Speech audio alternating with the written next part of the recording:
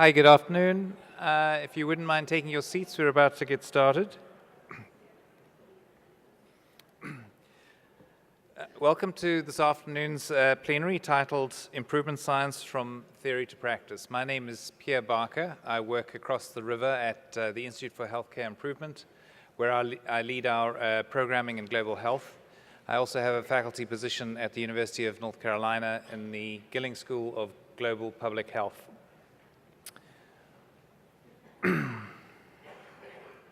So, if I could have the first slide, please. Oh, it's up there, thank you. So, I think many of you in the room are probably quite familiar with this graphic, which shows dramatic differences in just one dimension of health, which is maternal mortality, showing an almost 100-fold difference in mortality between some of the poorest countries in the world and some of the wealthiest countries in the world.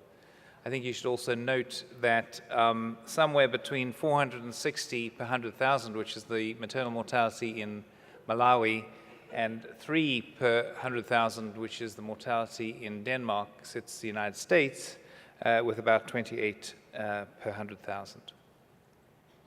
So not only are there major inequities between the world's richest and poorest nations, but there are also major inequities within countries. Most evident here with the maternal mortality rate between the different states. So if you're a mother living in Louisiana, your chances of mortality are somewhere between 30 and 40, and if you're living here in the Northeast, it's somewhere between 1 and 10. Major disparities within the United States. So what's the problem? The problem is that we're very good at doing some things with regards to health and healthcare and not so good at doing others. So what we're really good at is basic science. We're really good at proof of concept. We're good at efficacy studies, effectiveness studies. And this generates a really comforting set of guidelines, protocols, the what of what we should be doing. But what we're not so good about is the how. We run into trouble when we try to implement even in familiar environments, but once we get into complex and unfamiliar environments, we really run into trouble. And if we are not so good at implementation, we're probably even worse when we really try to scale up. And scale up is the essence of equity, because if we cannot scale to everybody in the population, then equity by definition exists. There are well-described solutions to this problem, and that's the basis of this plenary and also be the basis of the follow-on workshops that will be, sessions that will be run after the plenary. For real-life implementation, we need adaptive designs. And we need adaptive designs that are sensitive to context, and that will be the substance of a lot of what we'll talk about, the plenary speakers will be talking about. We also need designs that can be scaled. It's all very well to have a design that works when you put a lot of your own resources into it in some far-off place, but it'll languish if you don't design it with scale in mind. I want to just take one example just to show you how much of a problem this is. So I'm a pediatrician, and one of the greatest breakthroughs was the discovery by Martin Liggins in 1972 that if you gave steroids to a preterm mother in labor and that mother delivered her baby prematurely, that there would be a 30% reduction in mortality for that baby. That discovery was made in 1972. It took 20 years before a consensus statement was issued by the National Institutes of Health. And this Cochrane review that I'm showing you here came out only in 2008. So in 2015, there is phenomenal variation in this country about whether or not you will get antenatal corticosteroids. This translation of all this great efficacy and effectiveness study is stalled, depending, and if you're a mother, your chances of getting this very simple intervention will depend on where you go and who is taking care of you. We should not have that variation. We know how to eliminate it, and that is the science of improvement. We run even more into problem when we try to translate this into less familiar environments. And so you can see here the early determination of gestation, which is taken for granted in this country, is a problem when you don't have early ultrasound and you don't have early attendance in antenatal care. And the assumption that your premature baby will be delivered into a NICU obviously doesn't apply. And this corticosteroid story ran into deep trouble. Recently, there was a randomized controlled trial in low middle income country settings, which actually showed that because it was not possible to identify exactly the preterm, the mothers who had risk of preterm delivery, that in fact it caused more harm than good, a completely unexpected finding. But this study, I think, really indicates to us the importance of paying attention to the context and designing studies that are very much more context specific, because we could have, in a way, predicted that result. I only came across this a few days ago. This is borrowed from the Healthy Newborn Network, and I think there's a tremendous story that we could learn a lot from. This is the mortality data for preterm infants for the United States over the last century. So you can see at the start of the century, mortality in preterm infants was around 40 per thousand. In Malawi, where I was last week, the preterm mortality is around 50 or 60, so it represents where we were about a century ago. But look what happened over the century. Initially, in 1940, down to 30, and then in 1970, it was all the way down to 15, and that was before the routine use of neonatal intensive care units. Our ability to generate this result already exists in pretty much everywhere in the world. We could cut mortality for preterm infants by 60% if we knew how to reliably implement very simple interventions around warmth, around nutrition, for which there are already resources. What's missing is a system to implement it. So that's going to be the focus of our speakers' attention this afternoon, on context and on systems. Our first speaker is Nancy Edwards.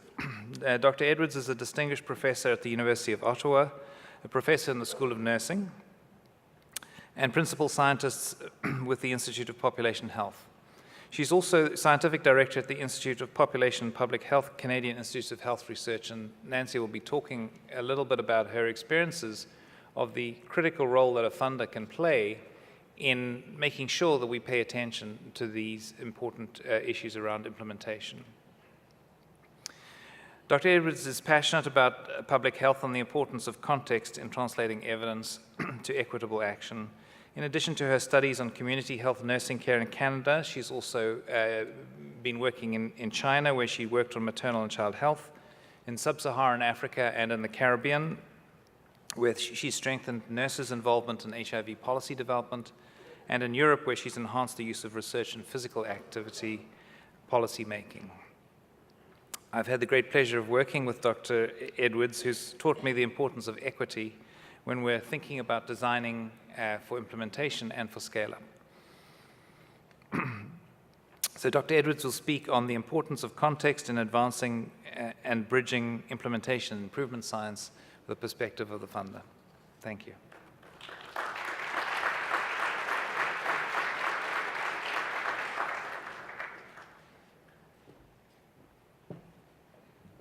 Good afternoon. Thank you very much, Pierre. It's a pleasure to be here. And I'm going to get right to this because I think at 30 minutes, the floor opens up and I get swallowed.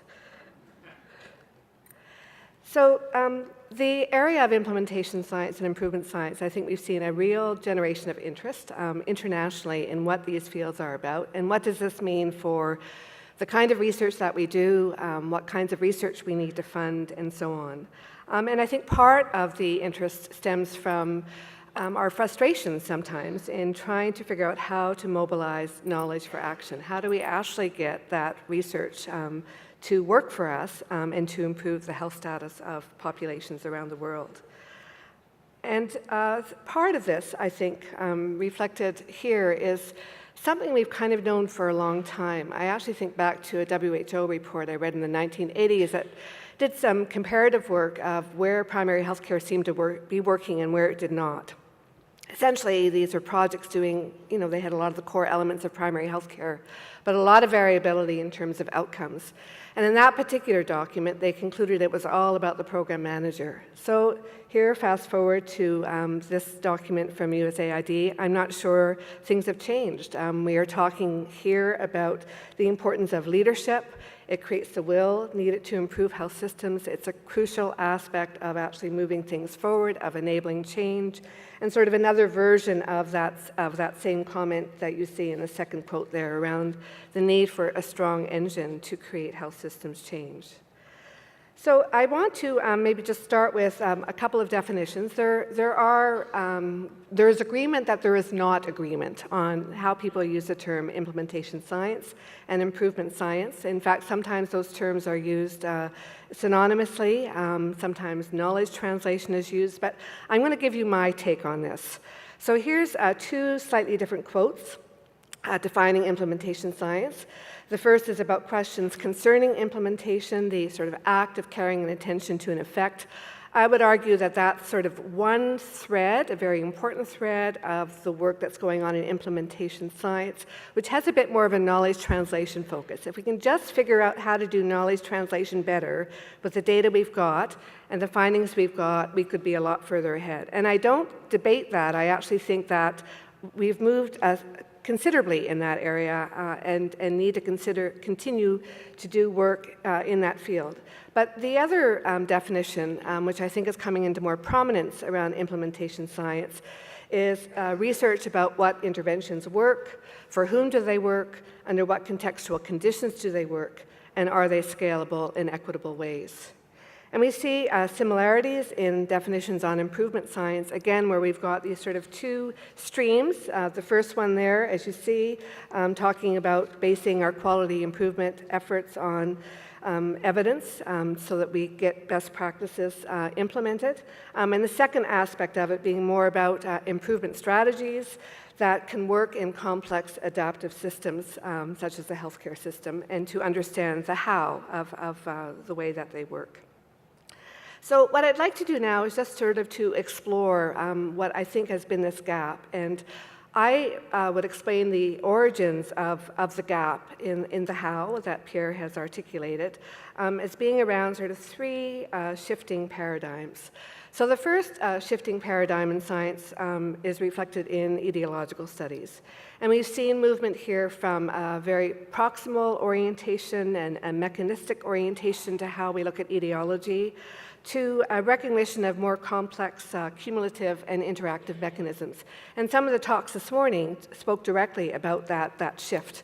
Hill's criteria, as one example of perhaps something that's more proximal and mechanistic, talks only about biological plausibility. There's no reference there to social plausibility.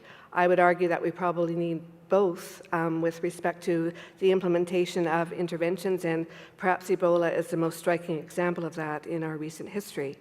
And we see changes in the way science is being described. We have epigenetics, we have evolutionary and systems biology. We have a much deeper understanding of how it is that cumulative and mundane exposures actually get under people's skin. That's in that second paradigm.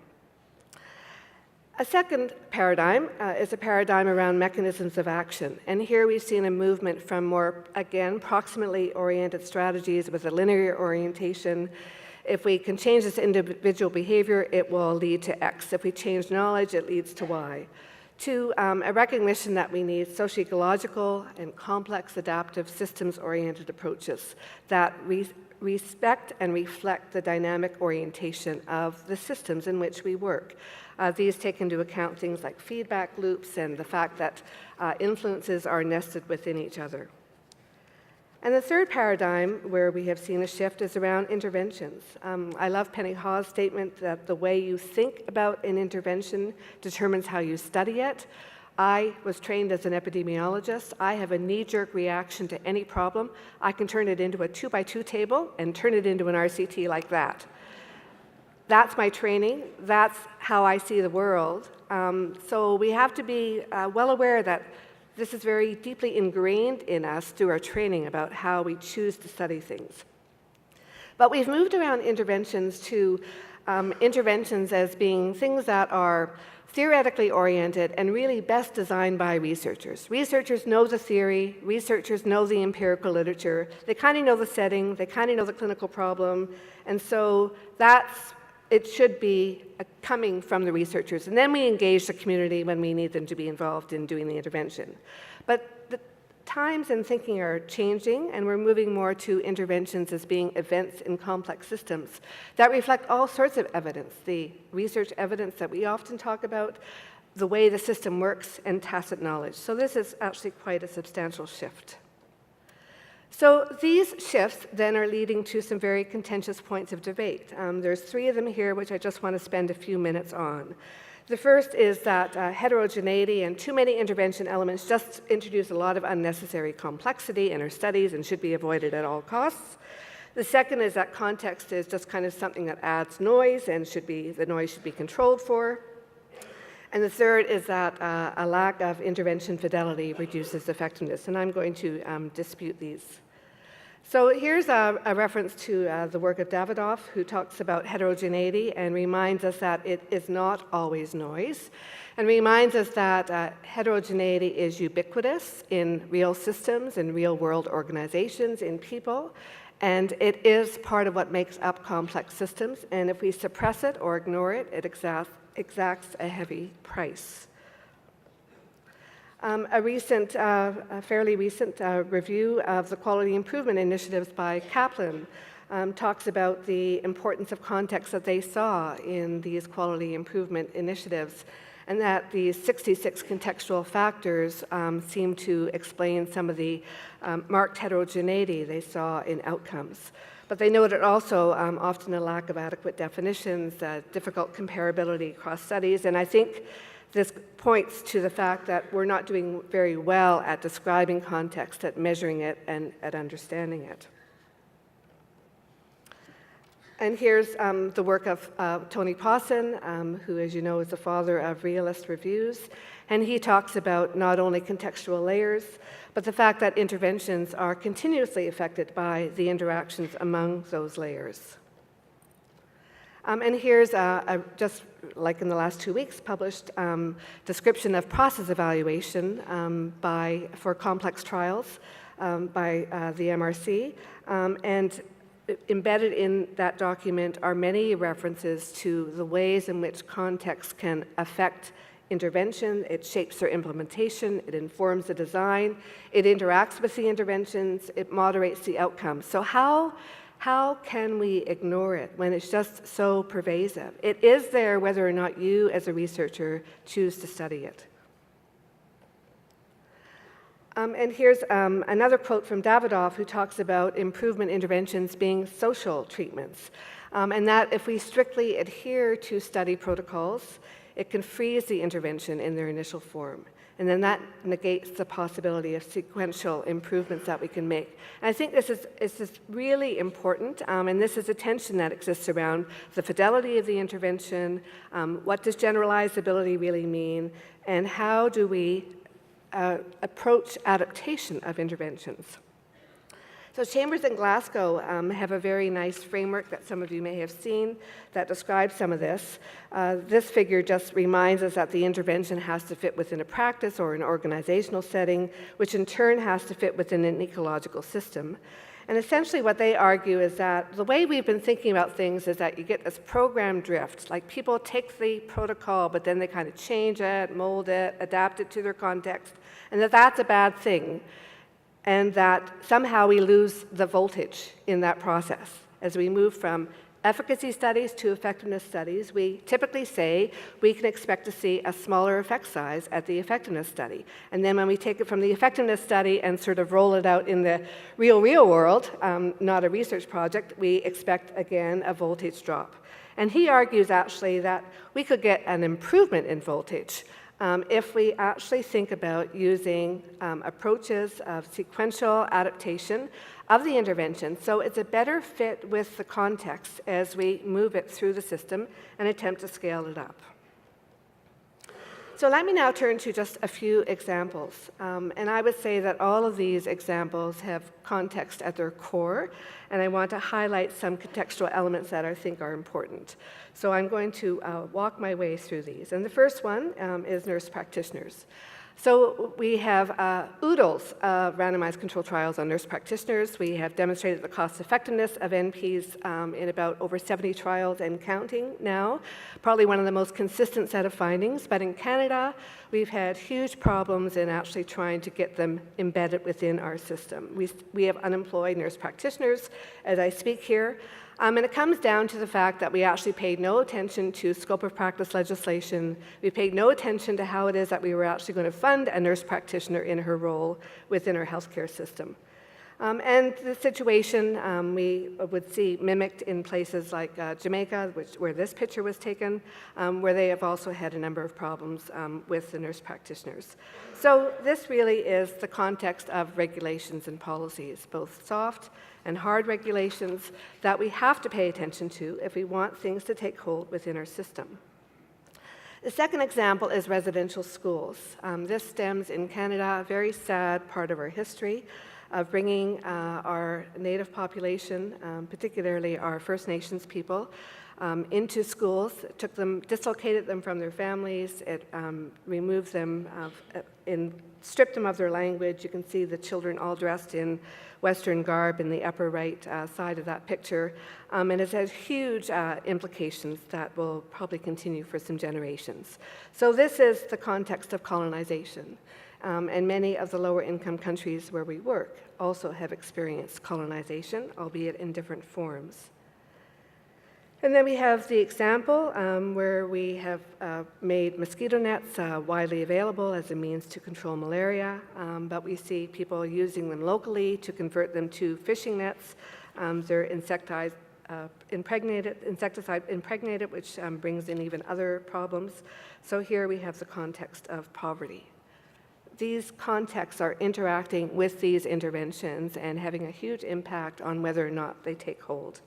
And you can see that it's both historical and contemporary contexts that are important. I'm going to skip this one. Let me now move to just a framework for intervention research, which is a way of helping us think about this. And this is what Pierre and I co-published in the Journal of AIDS last year. So here's sort of the usual paradigm: efficacy, then we move to effectiveness studies, and there's lots of foundational sciences that go into that, but particularly biological sciences and to some extent behavioral sciences.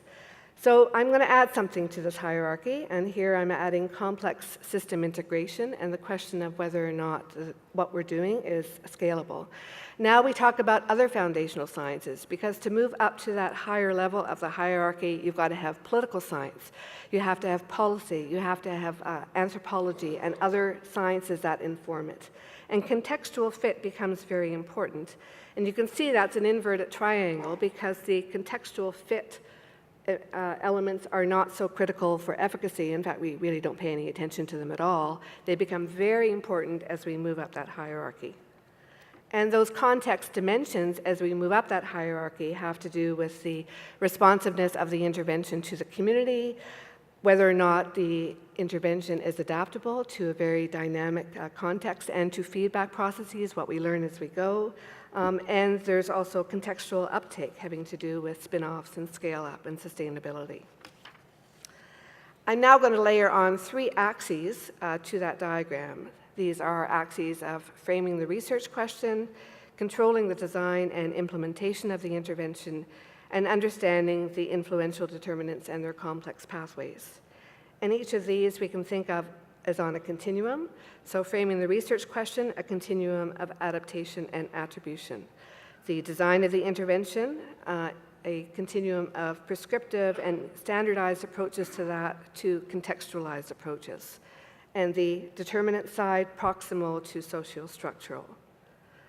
So just a little bit more detail on that to give you some examples of what I mean. So attribution, I mean, that is much of what drives the efficacy and effectiveness science at the moment, where we see randomized controlled trials and perhaps pragmatic RCTs as the gold standard. Adaptation is examining a different kind of question. It's examining how interventions can be adapted within complex systems, system comparators as opposed to intervention comparators become critical, and mixed methods designs become a really important aspect of the work. Here's the intervention. So we look at fidelity being a very primary concern of prescriptive and standardized interventions, whereas internal and external contextualization of the intervention is really important at the other end of the continuum, and the responsiveness to dynamic changes. And then the third axis being the determinants, proximal determinants. We have many examples of how we've measured those. Individual attributes, we may indeed aggregate them, but we're often talking about attributes of biology, socioeconomic status, one's level of personal motivation. Whereas social structural determinants are often have historical roots. They can also be contemporary, and I think here of things like racism, stigmatization, apartheid, slavery, and so on.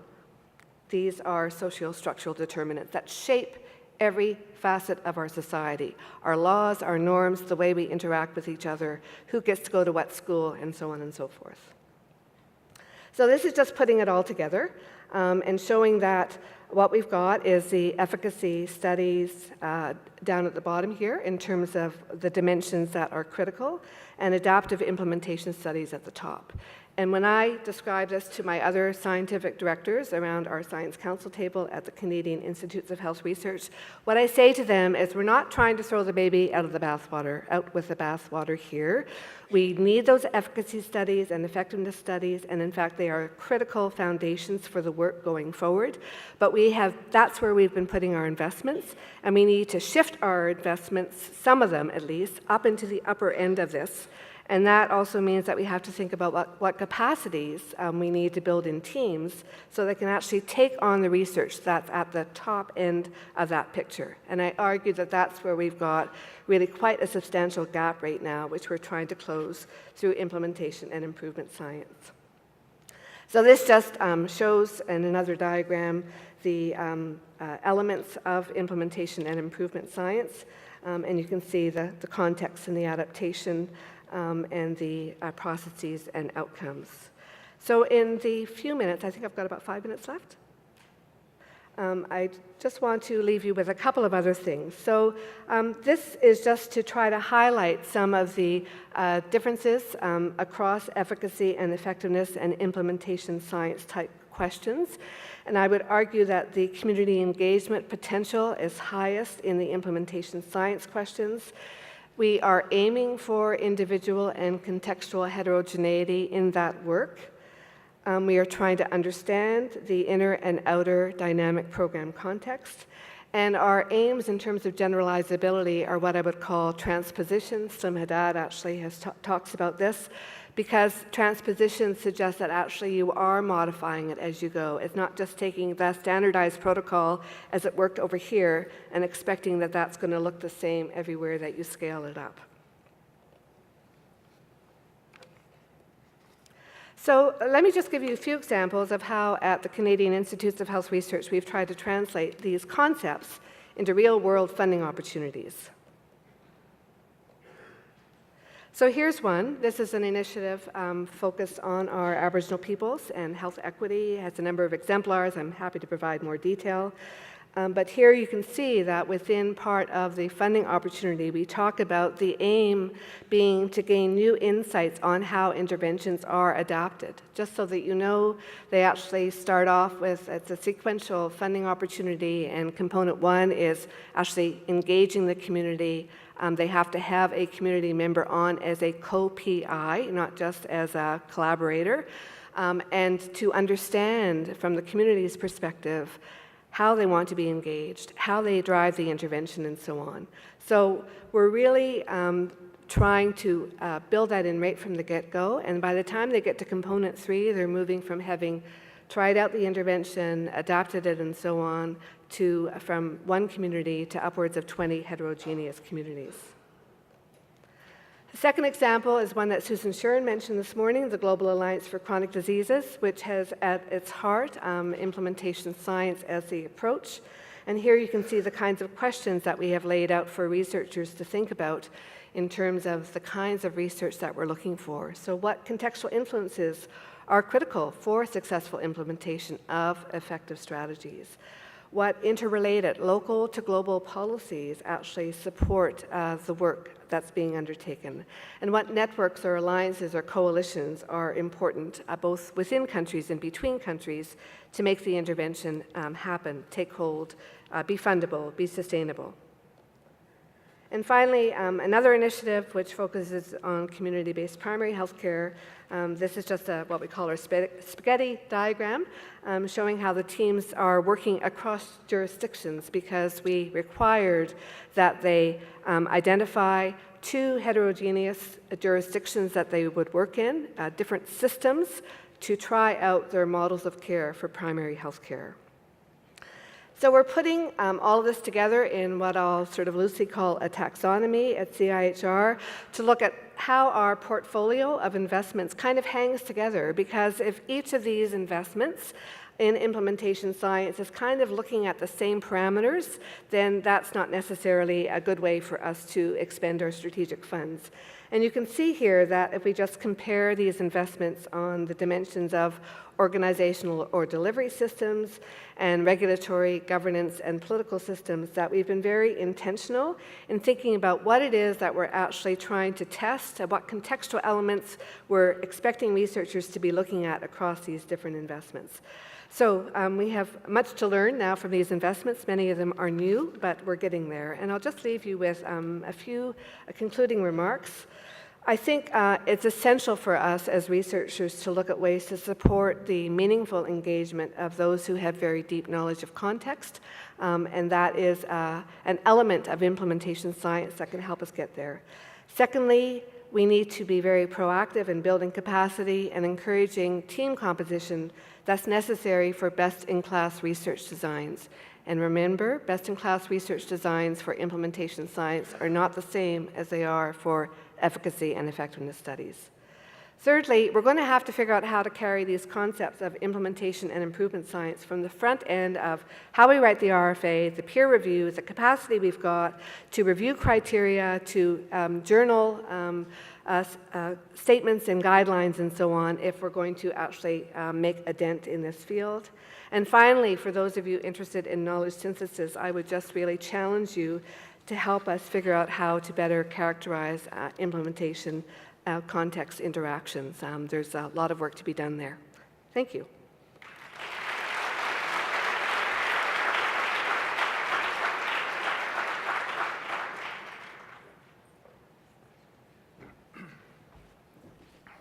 Thanks very much, Nancy.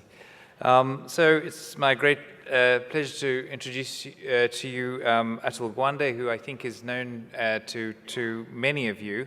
Dr. Gawande is a surgeon at Brigham and Women's Hospital in Boston and a professor in the Department of Health Policy and Management at Harvard School of Public Health.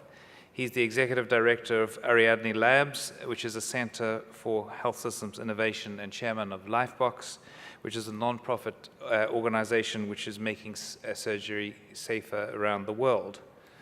I think, as many of you know, Atul is also a writer. He has written many influential academic reports, and he is also a writer for The New Yorker and has written a number of books.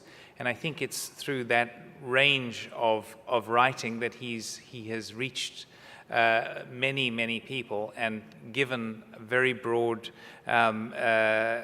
accessibility to the concepts actually that we're talking about around improvement science. I just wanted to talk about one example from his writing in The New Yorkers, which I always find pretty exciting. And the one that stands out for me is the report on McAllen, Texas, the county which has the dubious distinction of having the highest per capita cost of any county in the United States. And the reason why this is so important is because what Atul did is that he went down to Macallan and he looked through a systems lens at what was going on and illustrated for us about what is at the core of what is wrong with the health system in this country.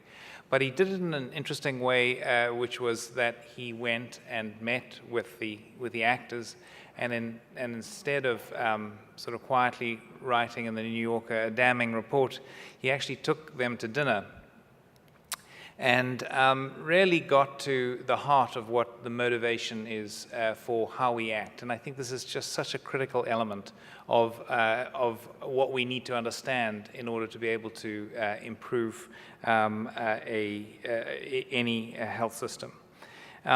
He also really identified that if we want to change a system, we have to change the properties of the system, and that the people who act within those systems can only act if the system allows them to do that. So the essence of the route to fixing what is a broken system is by fixing the system itself. He's also given us the gift of 4 best-selling books, which again focus on systems. And I have to say, for me, his latest book, Being Mortal, Medicine and What Matters in the End, is where he reveals the importance of context and how it is that if you read this book, you come away thinking, well, he didn't really give us any solutions. And the reason for that is that every situation is pretty unique. We can apply certain principles, but if we're going to change a system, we have to deeply look at the different contexts. So I think one of the most important things that came through in that book was his compassion, making public some very private stories about how he managed his father's end of life. And so I am very excited to ask Atul to speak with us this afternoon about systems, and the title of his talk is, in fact, A Century of Systems.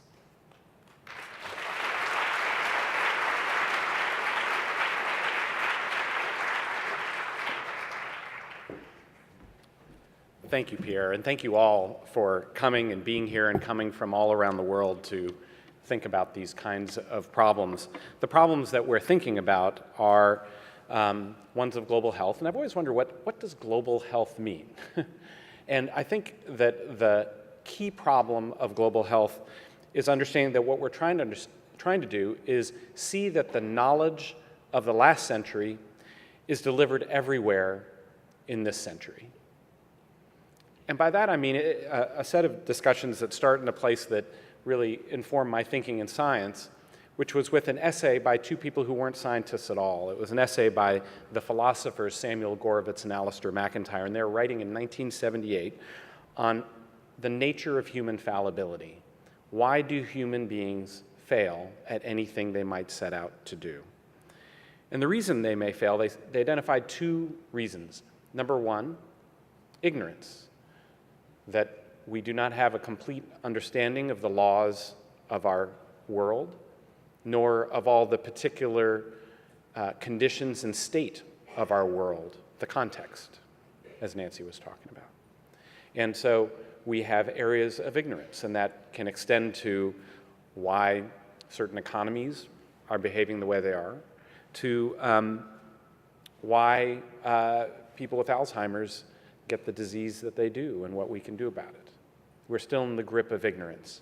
But the second reason we may fail, they pointed out, is what they called ineptitude. And to put a nicer word on it, a delivery failure.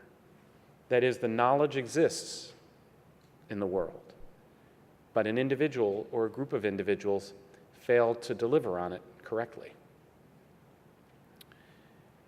Where we are as we enter the 21st century, I think, is a very different space than we have been in as very many previous generations. You go back 3 or 4 generations, and we lived in a world where, when it came to health, we were still in a world dominated by ignorance. At the turn of the 19th century into the 20th century, Average survival around the world was 47 to 50 years. We didn't understand what high blood pressure was or what to do about it, or any of the kind of range of conditions that existed. But now, over the course of that century, we've identified for our 13 organ systems, we have 60,000 different ways those organ systems can fail.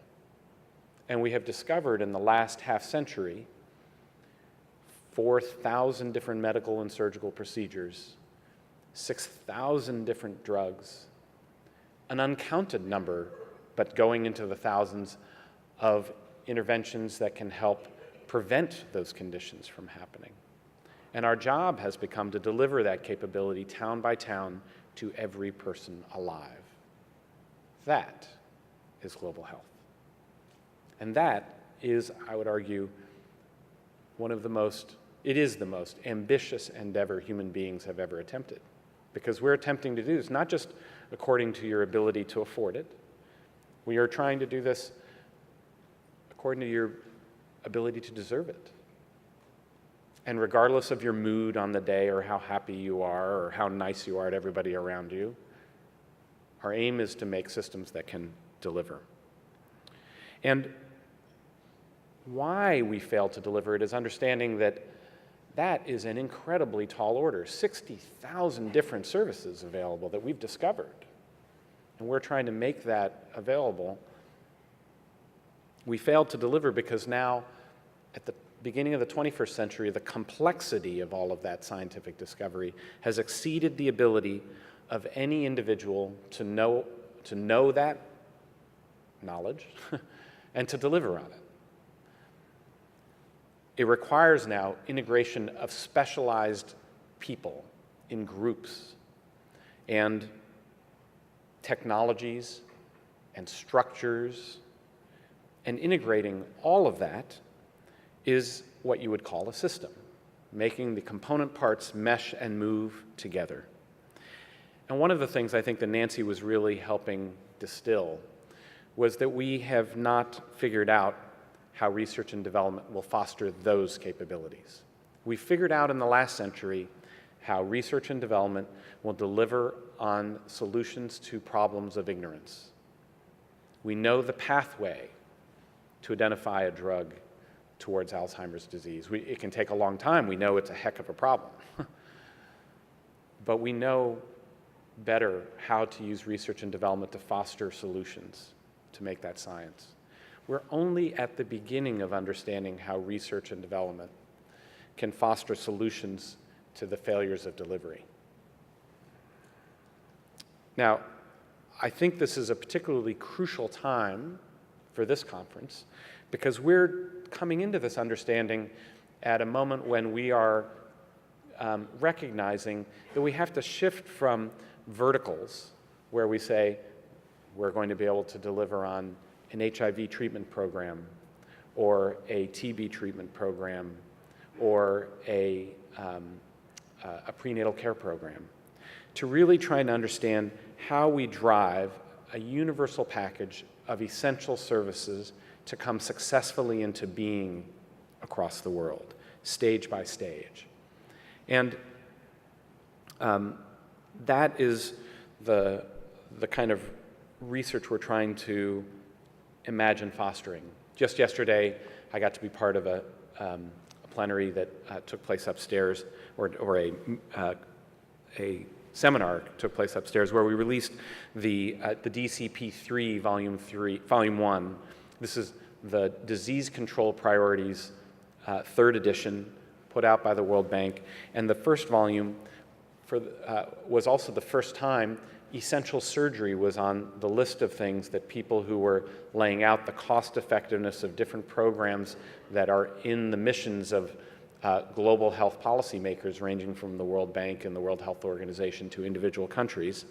First time it was laying out the idea that making sure that surgical care was available is life-saving, incredibly cost-effective, that there's an essential package of 44 different operations, absolutely critical for survival from traumatic injuries, survival from emergency obstetric situations. very effective, and beginning to lay out what the step-by-step pathway is for research and discovery to make that pathway more evident. We've recognized that basic radiology, basic laboratory services, primary care, that these are horizontal capabilities that allow all of those discoveries to stand and grow into a community. And we've had experiences now with seeing what's required to achieve successful maternal and child health. We're seeing what's required to tackle Ebola, to realize that it's the failure of these basic systems and structures that are plaguing communities, dramatically shortening the potential of people's lives. And so in our own work, here in a group of hospitals and institutions centered around the Harvard Chan School of Public Health and the Brigham and Women's Hospital, we created a laboratory where our goal was to try to produce the research and discovery needed for scalable solutions that actually result in better care at the most critical moments in people's lives everywhere. And there are a few key lessons that I think have come through in this work. I think what we're beginning to recognize is that healthcare has been in the grip of fundamentally flawed mechanisms of achieving improvement in the services that people have available. That we've had fundamentally flawed ideas about how you improve performance as the kind of science of what we do. And I'm going to ask you to go back one. The first level is the primitive level, as I might call it. It's the initial building block. And that is that we tell people, you ought to do X. We've discovered that washing your hands is crucially important, or you have to put on a gown and gloves in a very particular way to prevent Ebola and wear masks and so on. You ought to do that. And what do we do in order to make that available? We do training programs and teaching. We try to license people. And then we say, go do that. And we find that they don't always do what they ought to do for lots and lots of reasons. And so in response, we then move on to the medieval stage of performance. We say, you must do X.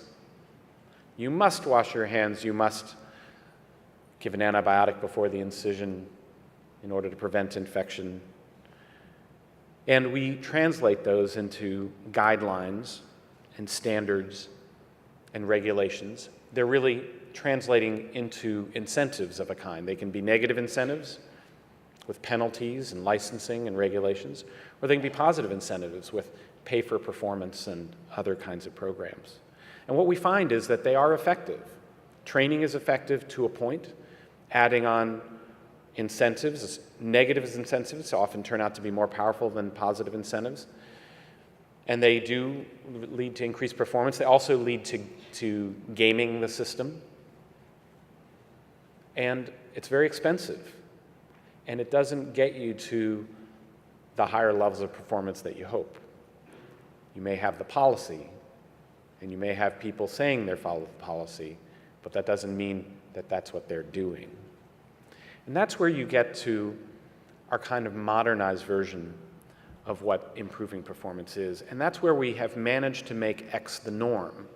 You're building on a base of teaching people, and there are policies and regulations and incentives. But ultimately, what they have to result in is a system where those behaviors are easier to follow than not doing it. And the systems that come to exist can be the simplest system I've identified is a checklist, but they get more complex. They can be defaults. They can be measurement or auditing feedback loops. They can be buddy system checks, and a variety of ways people have generated systems. You know, after Ebola, one of the most effective means was, yes, you have to put on a gown and gloves and a mask, but to have a buddy watching you put on your gown and glove and mask and seeing how that rolls out. And yet, we don't think of the creation of that kind of system and testing it out and seeing how it works as a science. And yet it was fundamentally important. we carried out this body of work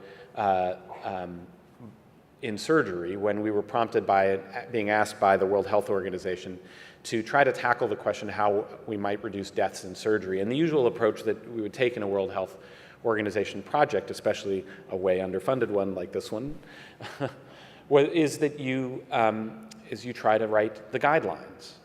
You try to say, here is what safe and effective surgery would look like. These are the minimum standards.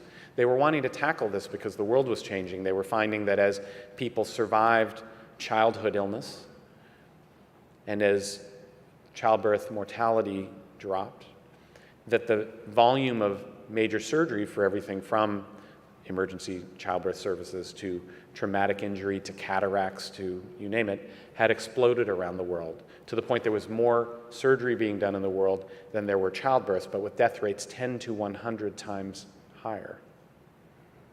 And the puzzle was what could be done about that, especially because we observed that 2/3 or more of the deaths and major complications were avoidable with existing knowledge. It was a delivery failure, not an ignorance failure that we were plagued with. And so we took the approach of wanting to say, well, yes, we have to write the guidelines and understand what are the basics, but then to go one step farther and ask, how can we deliver on it? And that ended up being the concept of a checklist as the simplest form of a system that people could adopt. It had 3 pause points along the way. You paused before the patient was put to sleep and made sure a few of the basics were followed through, and then before the incision was made, and then before the patient was taken from the room. There were some dumb checks. Do you have the right patient on the table? Are you operating on the right side of the body? Have you given that antibiotic before the incision? And then there were interesting checks about an effective team of people working together, asking people to introduce themselves by name and role at the beginning of the case, because in many contexts people don't really know each other. Asking that the team may be doing a routine operation, but it's never routine because the patient is always different. And so you ask the surgeon to review, what are the goals of the operation? How long will this particular case take? How much blood loss should the team be prepared for? Anything else they should know? Ask the anesthesiologist to review the medical particulars of the patient. Ask the nurse to review the equipment, sterility, and anything else they think the team should know, and only then proceeding. We then tested it in 8 cities around the world. And our hypothesis was that the checklist would improve awareness for the team of what to do, remembering to do it, helping them be more organized about when to do it. It would help prioritize and identify for people who were supervising the operating room what kind of resources and supplies needed to be provided and made sure to be on hand. Wanted to make sure it provided a kind of platform for a focus on quality and a system of delivery. And ultimately, it aided the process of a supportive supervision, a way that you have management capability around ensuring that the people and the technologies and the structures fit together, that it could move in a common direction. As I said, we tested it in 8 cities around the world, and partly the choice of those cities was exactly relating to what Nancy was talking about, that they were a choice of working in places that were incredibly disparate. It was an interesting set of arguments with the World Health Organization around this, because in our sites in New Delhi, Ifakara, Tanzania, Manila, and Amman, you could deploy a clinical trial for under $50,000. Over 80% of the budget was taken in one of our Western sites alone. America's, of course. But we wanted to be in Seattle and Toronto General Hospital, in London, in Auckland, New Zealand, to capture a range of diverse places. Often you want, when you hear people making design, they're often trying to make them very similar. But we precisely wanted to understand the diversity to see where are the limits of where this can make an improvement. as we deployed it, one thing I want you to notice is that it had to be adjusted for the context. And so in each place, there's a critical element here. I don't know if there's a pointer on here. Well, if you look at the bottom right, at the bottom of the checklist, in tiny print it says, the checklist is not intended to be comprehensive. Additions and modifications to fit local practice are encouraged. There was not a single place that did not change the checklist. In England, the patients are put to sleep in a different room and then wheeled into the operating room, which means a very different experience. In Manila, every time you had a trained registered nurse, the UK or the US would hire them away. And so they had a chronic shortage of nurses, only one for every 4 operating rooms, which meant it had to operate in a different way. In each place, they needed to adjust and make it their own. But we found a leader who was willing to own the process, to say they would make the changes to maintain the spirit of it. We would go over it back and forth and say, hey, you really don't want to lose that line. And then we went ahead with it. What we ended up finding, now I got to go through my little clicking here. We published in 2009 in the New England Journal of Medicine. It was a pre-post study, no control group. We had about 8,000 patients, and in the 3-month period of implementation and then following that, working closely with the hospitals, we achieved well, first of all, every site had a reduction in complications. The average reduction was 35%. The reduction in deaths was 47%. If you just group the high-income sites, because maybe it was all in effect in the low-income sites, it was a 30% reduction in complications in just the 4 high-income sites. This was bigger than any drug. There's been no device that could reduce deaths and complications to that kind of degree. But systems, knitting people together at a very simple level and advancing communications and basic coordination, can turn out to be extremely powerful. And what we didn't understand was we were really trying to foster a science of how you do this, and it was a legitimate debate about what to believe concerning this. We measured 6 indicators of whether people were adhering to basic practices, like did you do a count ahead of time? Did you check, did you mark the site? Did you have communication beforehand? The sites at the baseline did it less than a third of the time, where they had the few indicators done. And they only got it up to about 2/3 performance at the end of the study. And yet we saw these kinds of results, and people didn't know whether to believe it, and I don't blame them. I wasn't sure whether to believe it. So in some places, that was all they needed to implement, and places like New Zealand and the UK made it an expected, regulated standard of care, and they deployed it. And other places wanted to see more evidence.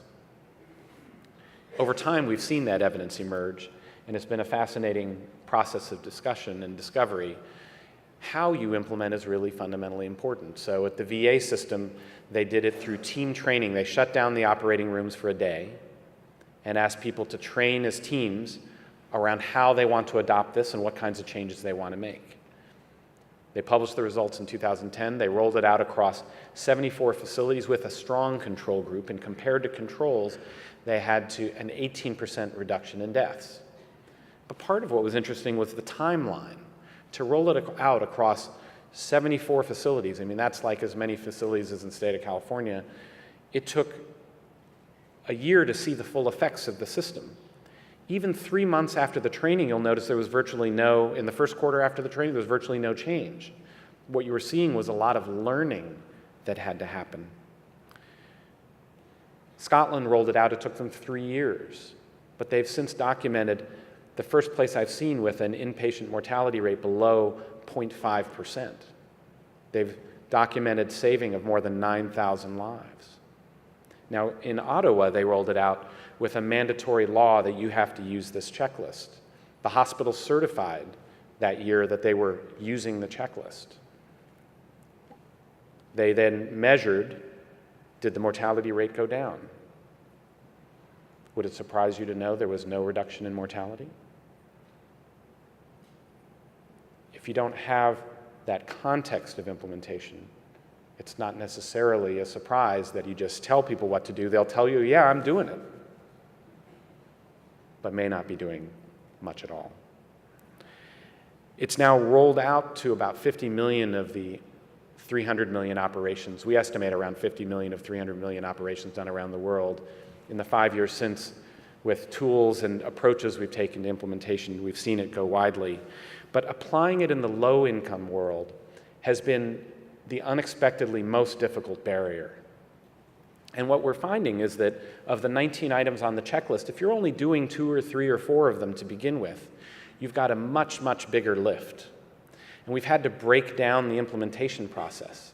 We started a nonprofit organization called Lifebox, whose aim was to build partnerships between universities and professional societies with others in country trying to implement these kinds of approaches. One of the things we found was their cost barriers were too high for the one tool that costs money on the checklist around pulse oximetry, and so we created a consortium of low-income hospitals and negotiated with manufacturers and got the price down 80%. We distributed more than 8,000 oximeters then through that program to anesthesiologists. We had twinning programs to train 3,000 anesthetists in safety checks and practices, just focusing on the anesthesia components to start with. We created a system for repeated contact and monitoring. We found that 98% of the oximeters stayed in use 6 months later, that they retained 85% of the knowledge. We measured in a few sites in 3 different cities and found a 60% reduction in complications. The result is that we've been able to since upgrade, with a team of about 5 people, upgrade conditions in more than 90% of ORs in 25 countries and improve the safety for more than 10 million patients so far. And our next challenge is to move on to the antisepsis reduction parts of the checklist. I call it bringing the 19th century of discoveries, anesthesia and antisepsis, to the 21st century. It can't be done without the context. But I think there are 2 lessons that have come out of this. Number 1 is that systemness, the property of behaving like a system, is achievable. And all that checklist was starting to offer a structure of working as a system. The second lesson was that systemness is a skill. Just like being a system that can deliver surgery or primary care or obstetrics is just like being a nurse or a doctor who really does a great job at it. It takes years of developing those skills of deliberate practice. And that takes commitment to time to develop.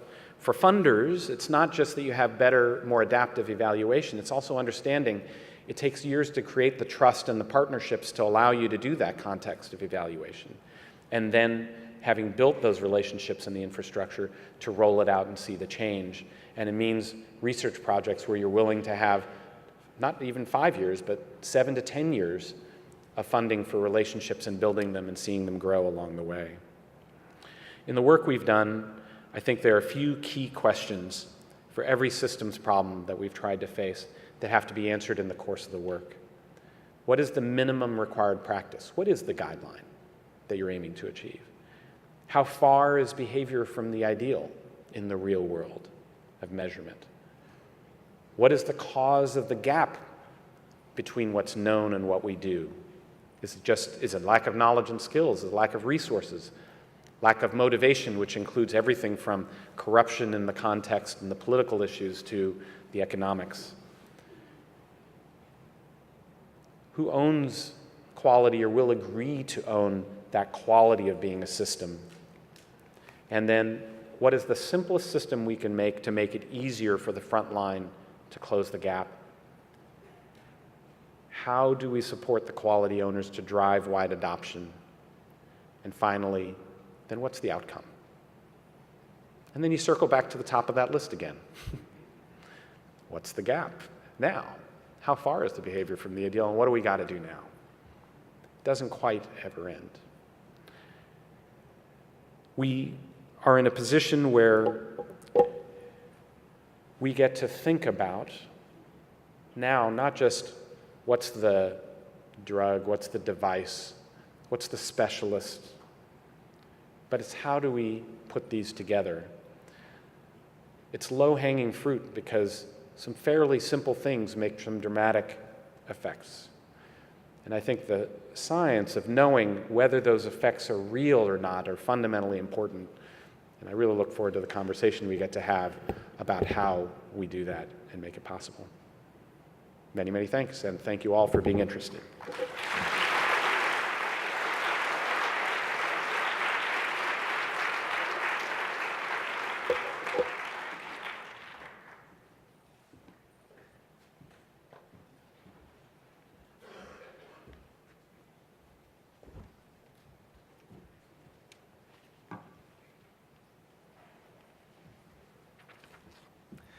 Many thanks, Atul, and to Nancy. So the opportunity now exists for you to become involved in the conversation. So if anybody wants to ask a question, please step forward to the microphones.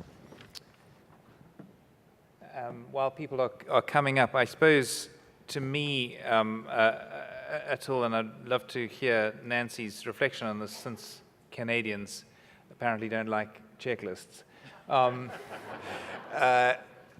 It is extraordinary, though, that you know, the checklist wasn't too different to what happened in the UK, in the sense that it became policy, it became the expected norm that you would use the checklist, and inspection systems were set up that confirmed that the checklist was being used.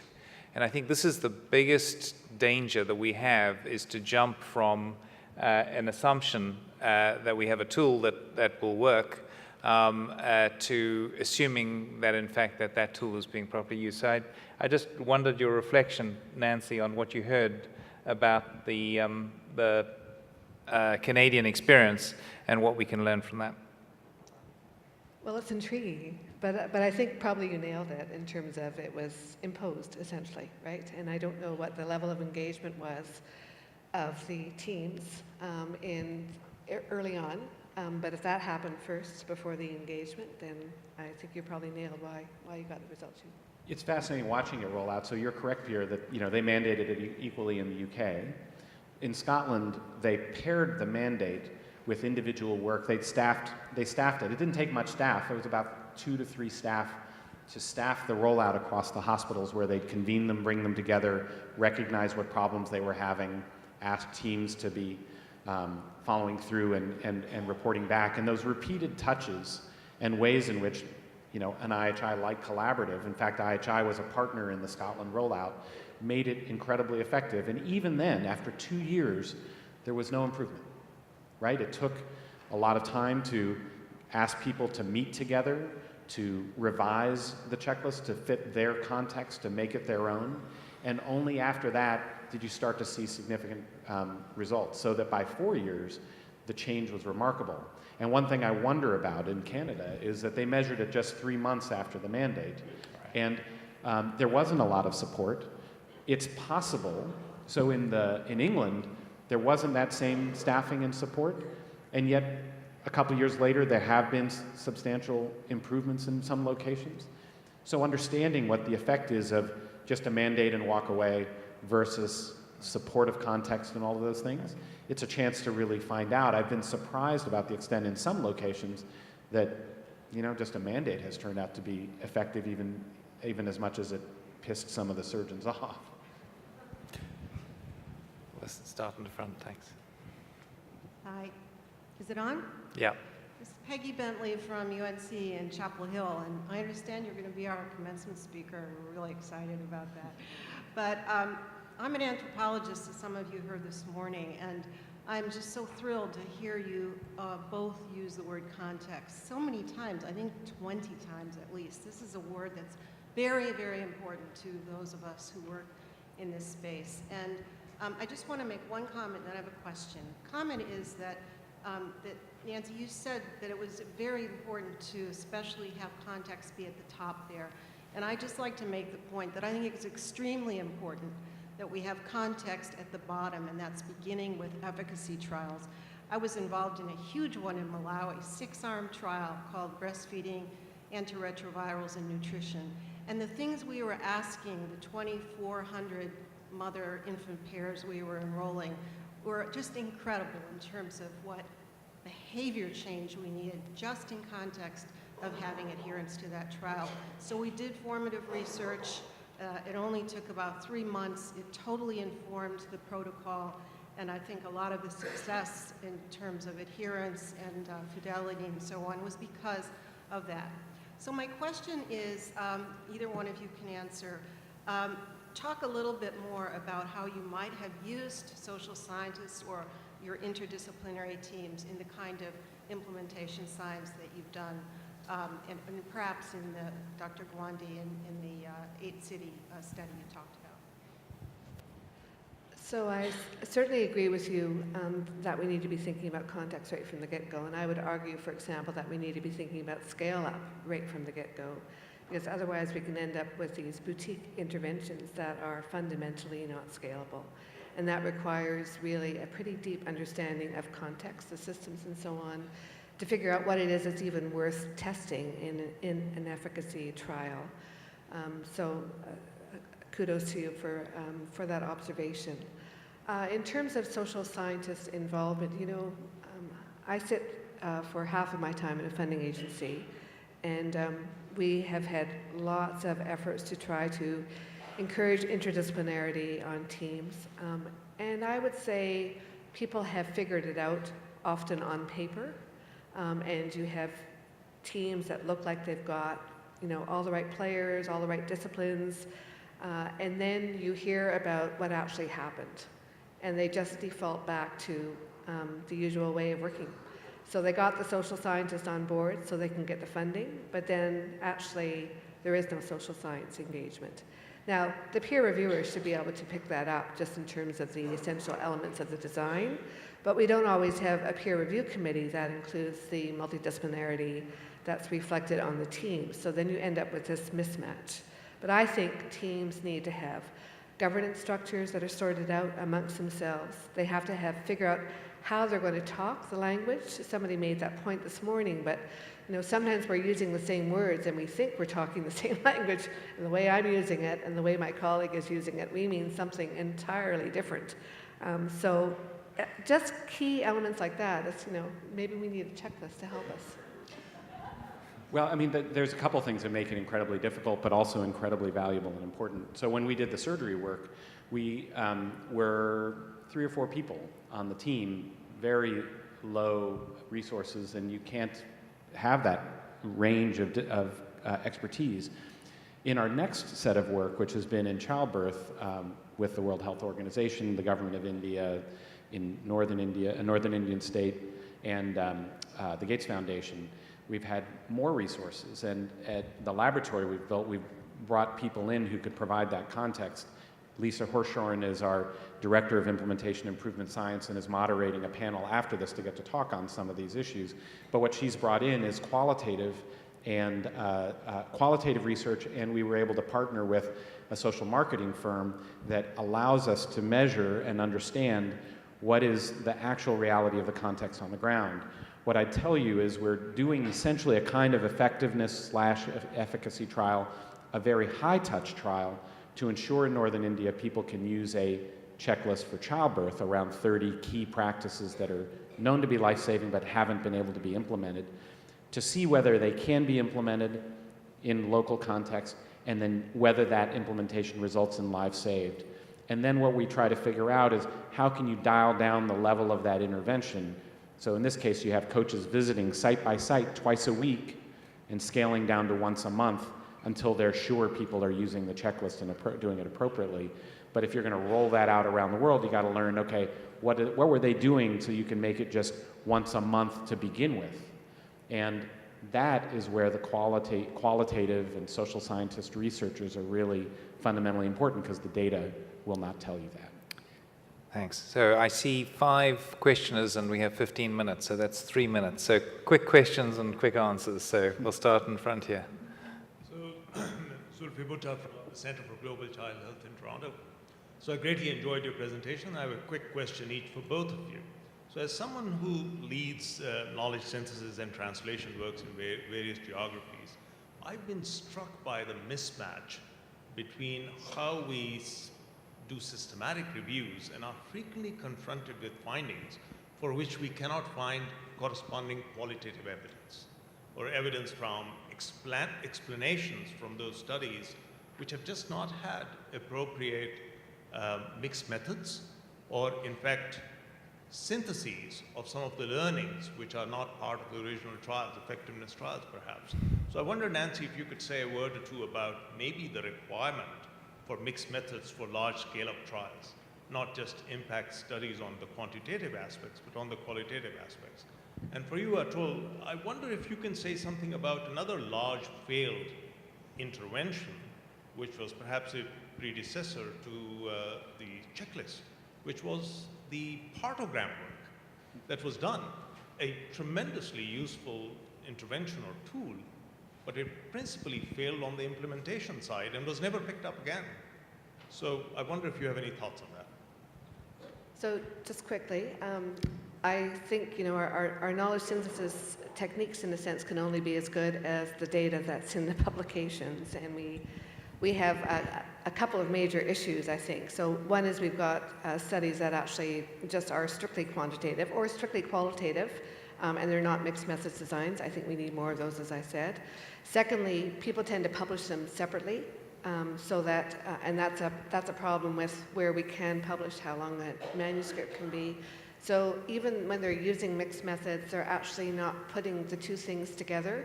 They're looking at them separately, and it doesn't actually help us gain the insights that we need on context. And thirdly, we just have such a long way to go to understand and put together some typology of context, so we've got some common parameters we can compare across studies. Partogram is a beautiful example because this has been demonstrably life-saving. It's a charting method of making sure that you know where the progress of labor is and when a woman has hit obstruction early enough that you can get them to a facility if they need a C-section. The context factor is that many of the places where they're most needed are places where the numeracy and literacy with dealing with graphically presented data is not there. And we haven't developed the methods either of how do you teach it effectively. In fact, we don't invest in studying that or making it work, or delivering it. Now, there's been a number of innovations just in the past couple of years of people putting on tablets ways that you can really present the information in very interesting ways. But the context is still places and environments where they don't have electricity but for a few hours a day. And making that operational and the tablets not disappear and all of those kinds of problems, those are basic implementation science questions, and the opportunity is there for young researchers today. Okay, 2 minutes per question now. Okay, so we go to the back there. Dr. Gawande, you began by talking about a little bit of the challenges that we face in implementing vertically oriented programs in global health.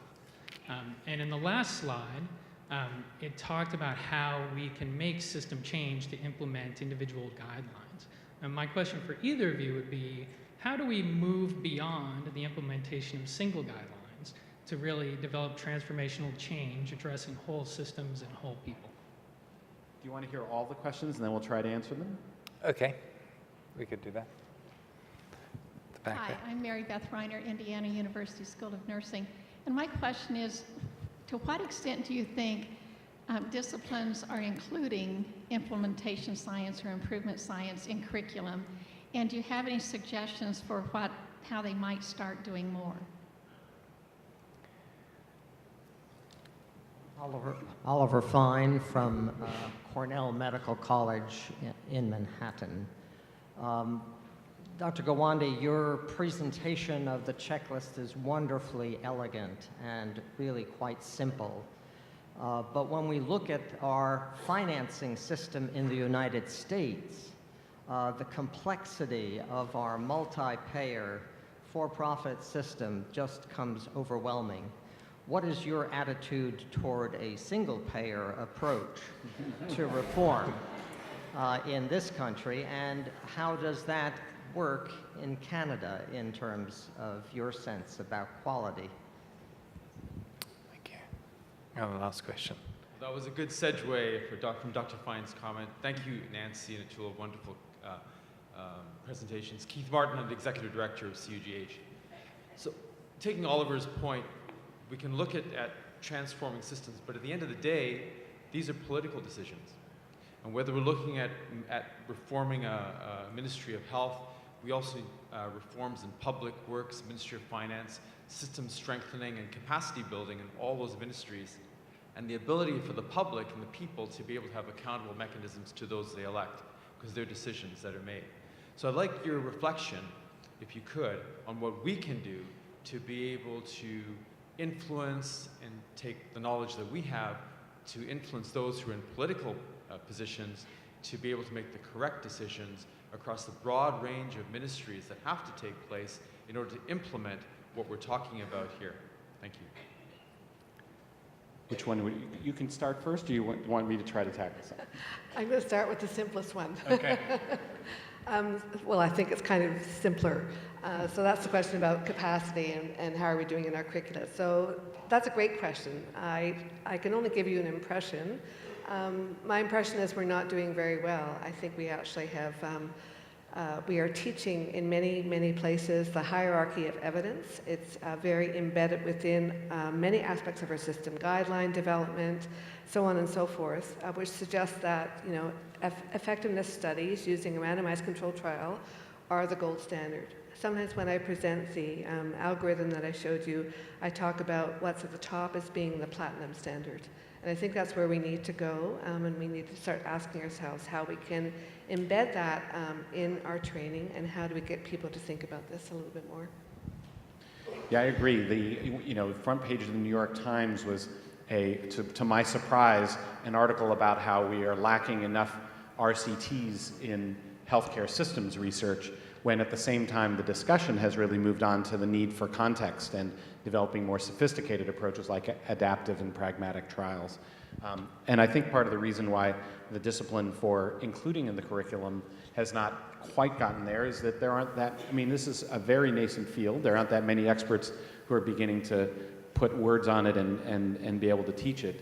And so this is really the cutting edge, and it is going to start to be incorporated into curriculums, but it takes time. But it might come back to the point that you raised. You know, we've got fields actually that have huge sophistication in understanding context, anthropology, political science, and so on. So let's get them involved to drive some of this agenda. Yeah.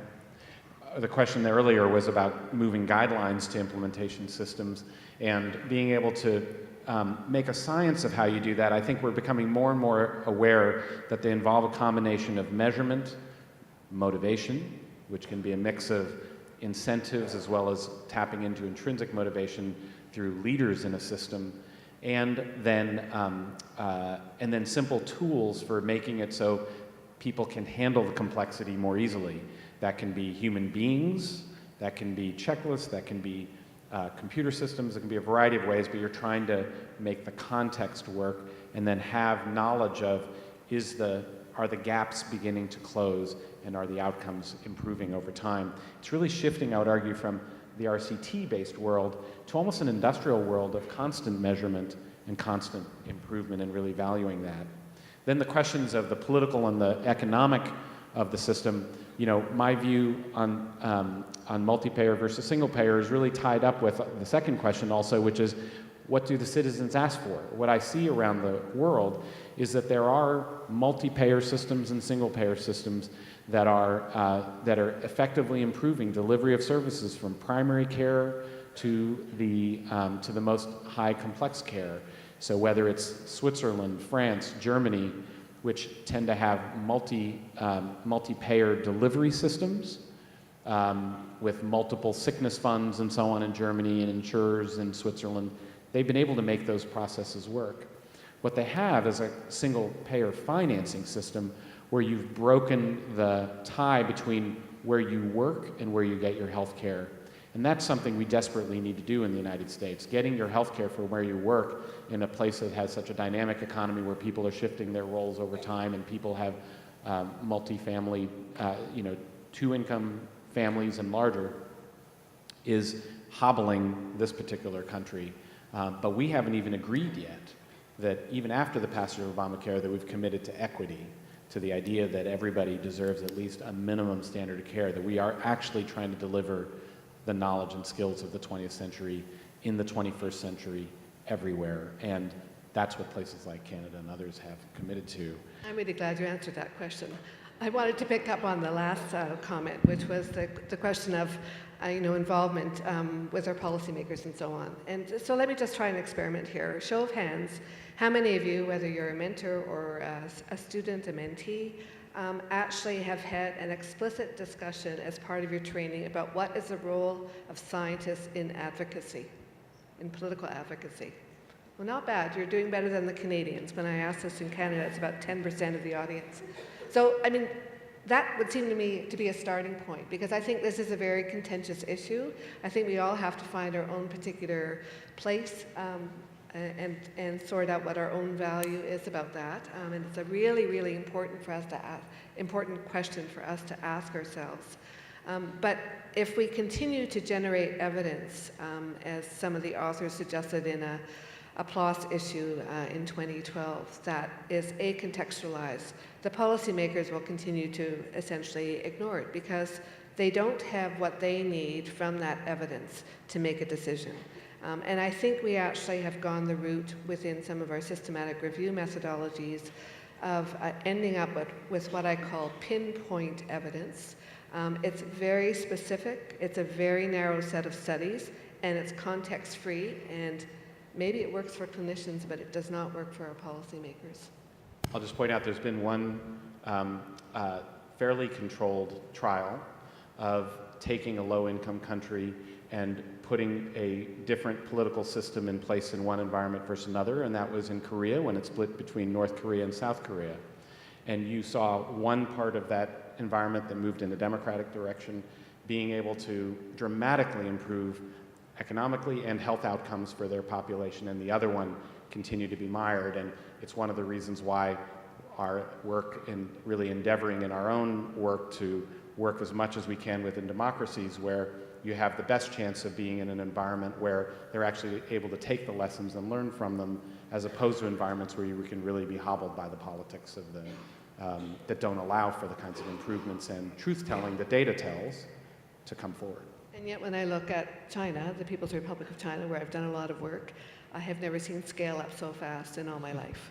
It can scale up across the entire country. There's interesting arguments about how there is actually accountability in China despite it being a one-party rule. So democracy has complex definitions, but right. I think it's fundamentally important. Yeah, so democracy is not equal to democracy, right?